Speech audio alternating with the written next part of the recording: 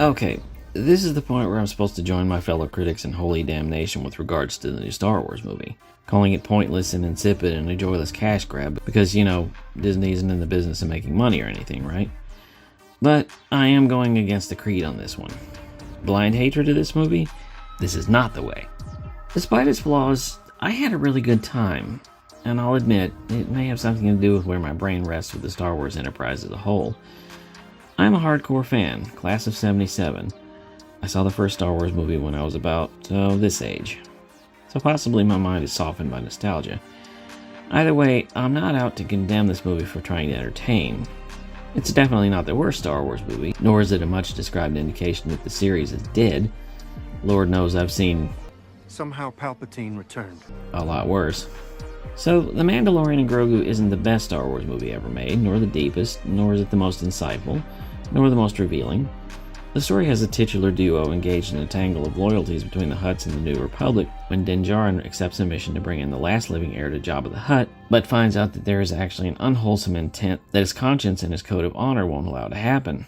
I'm really not giving anything away, that's all in the trailer. What I like about this movie is that it kept moving. The action is really solid, and it allows, in its second half, for Grogu to be part of the story rather than just an accessory, although the practical effects for the puppet make for some awkward visuals. And I'll admit, I have a soft spot for Din Djarin. Maybe it's my deep-seated interest in the idea of the lone warrior wandering through an unholy land, keeping his code of honor while dealing with the dregs of the universe. It's a little bit samurai. It's a little bit Clint Eastwood. I like that about him.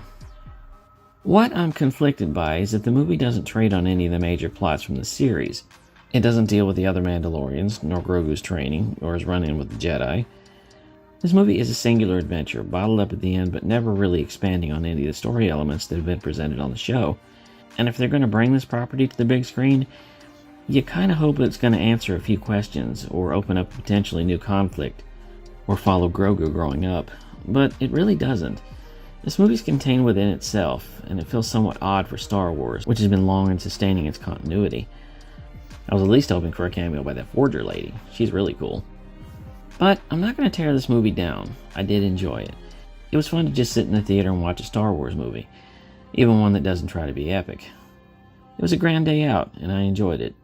I give it a B+. For Armchair Cinema, I'm Jerry Dean Roberts. This is The Way.